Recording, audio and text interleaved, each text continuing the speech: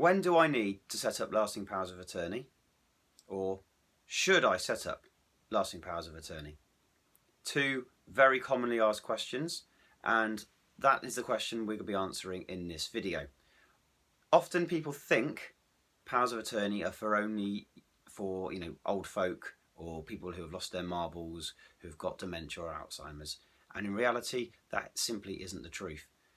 In reality, they're the only people who end up doing it because they are panicking and they're forced to do it. But actually, this should be something that everyone in the country has in place, because none of us know what is around the corner. Now, just to recap very quickly, lasting powers of attorney are legal documents that you set up, giving people that you love power, so that if you need them to do a job for you in the future, then as your attorney, they can then go to the bank, pay a bill. They can sell a house for you. They can sign contracts. They can do pretty much anything that you would normally be doing yourself. Now, if you put that into everyday life and think, well, yeah, fair enough, somebody in their 80s and 90s, it's very worthwhile doing because they maybe are struggling physically to get out to the shops, or mentally they feel unconfident about picking up the phone and trying to sort things out, or they don't feel like they can deal with paperwork anymore. But if we then apply it to people of the younger generations and think, well, we go to work every day. A lot of us are driving.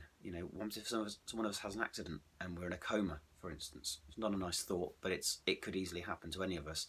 Now, if this person's in a coma and they've obviously lost capacity, at that point, all the things with their name on, bank accounts and bills and things like that, all these things are frozen. If you try and ring up and sort a bill out and it's in that person's name, they're not going to speak to you. If you try and go into a bank and get access to that person's bank account, do you honestly think they're just going to roll over and say, you'll sure here's the money?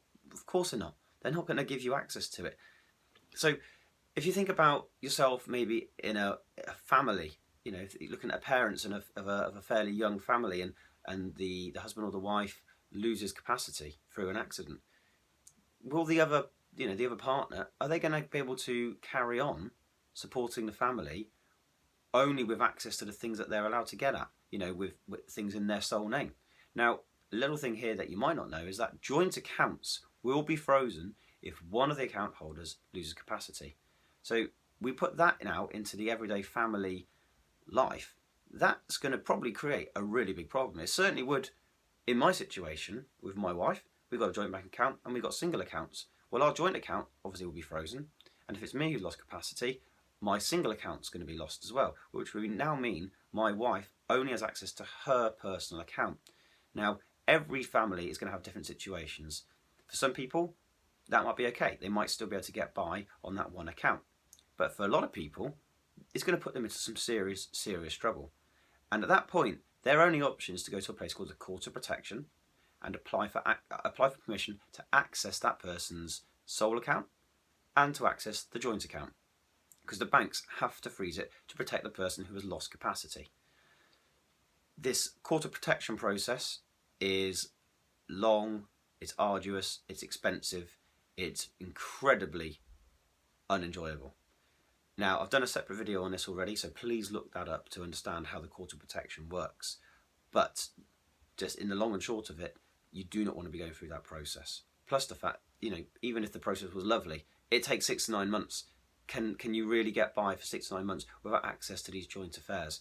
So the short answer to this video really is power of attorney should be for everyone, because especially where people are dependent on you, if you are unwell and you can no longer operate your bank account, even if it's for a period of a month or 5 months, and you're going to recover and be okay, in that period of time where you're unwell, these people dependent on you are going to have no way of accessing the money in those accounts to be supported. So apply it to yourself, think about it in your situation or in your loved one's situation, and think, how would we get by in that situation where one of us has lost capacity? Can our kids survive? Will they be able to get by on money from other means? And if the answer is no, or even if the answer is yes, but you still feel a bit uneasy about it, powers of attorney really should be an absolute no-brainer for everyone. Simple as that.